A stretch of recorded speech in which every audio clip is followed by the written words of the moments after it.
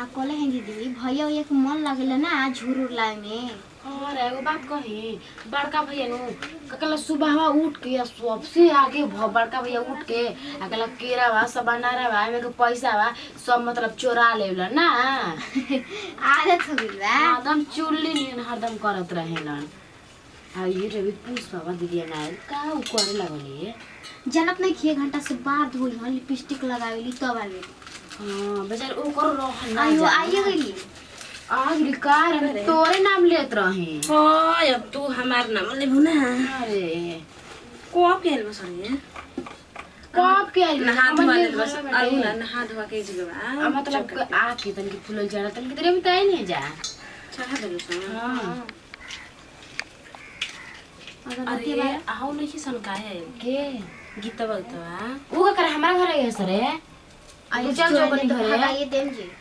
परसलाई रे सना सुनाई सन झगड़ा के लिए बैसन झगड़ा हम कह देले हमरा घर मत आसान ओकन के धइले नहीं बैसन जो जो भी चल जो अभी जा सकली फूल उठा के आई हे मैया ई कैसे करती रे। हां तो कही ना अगरबत्ती बारे जा गीत गा सन जादे उ कहत रहे ना हमरो से सियोमी के हमार घर आई हम कहले ना हम जे ओकरा के सुबह में आओ जे तू हनी करना तो बोलबो ना करते जा ई बात ऐसे ना कर खाली माई कहती ना जो कनी के तोरा से बोले लिसन तो कनी करते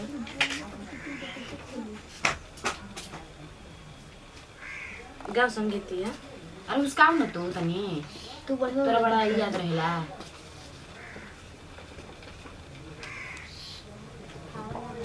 भूखल बानी जुरा के बरतिया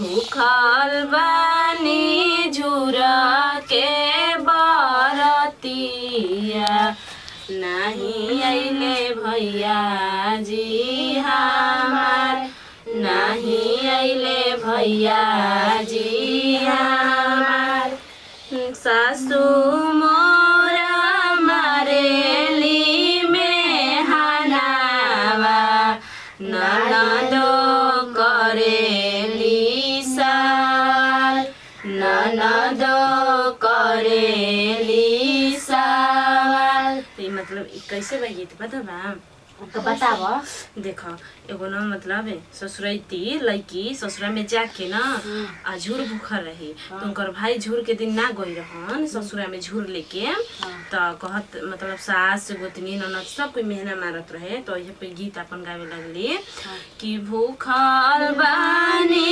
झूरा के बरतिया नहीं आइले भैया जी हमार नहीं आइले भैया जी हमार गोतीन मोरा मारेली में हनावा देवरू करेले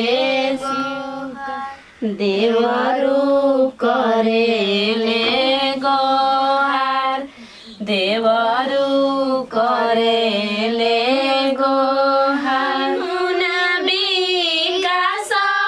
भैया कान्ही पर कुदरिया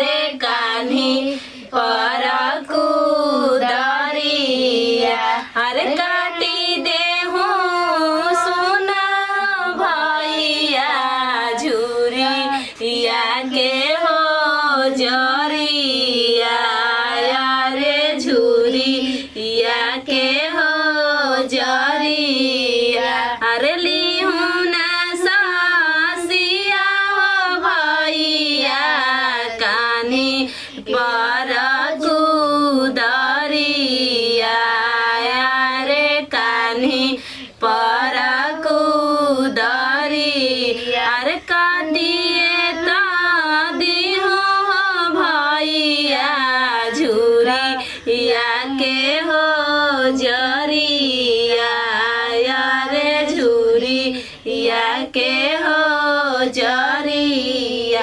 हम जाते गोड़ लागत नहीं हमारे भैया के लंबा उम्र करिए जोर बाबा चल चल हमारो भैया के हम जाते सिंघाड़ा उंगड़ा खाइना त हमरा भूख लागला जानते भी कहले के मुझे का सही में आदमी काले से मेहंदी उदी चढ़ाए पर ही जाना अपन भौजी को बढ़िया मेहंदी चढ़ाए लेबे। बाप रे बाप उसने कौन करके हमारे चला दे चलो चलो बाबा तूने जा सकता बाबा ना कर सुनो। हां ए भौजी भैया से कही द हमारे बतिया, ए भौजी भैया से कही द हमारे बतिया, दुल्हा चाही फैसिना चाही ना देहतिया, दुल्हा चाही फैसिना चाही ना देहतिया, दुल्हा चाही फैसिना चाही ना देहतिया।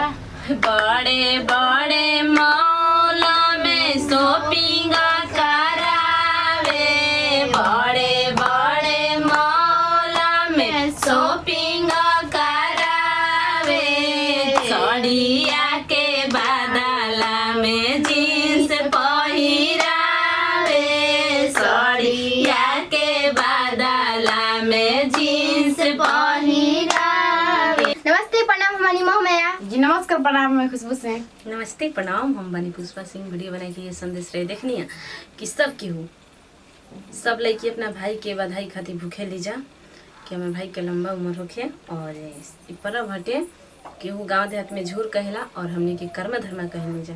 तो ये वीडियो बनानी है, जब वीडियो अच्छा लगल तो दिल से लाइक करम शेयर करम कमेंट करम। यदि हमने के चैनल पर नया बनी तो प्लीज लोग सबके अपन चैनल बाटे भोजपुरी भोजपुरी के दिन से सब्सक्राइब करो। सबसे पहले हमने के वीडियो के नोटिफिकेशन रहे लास्ट में कहीं जाए। Bye by.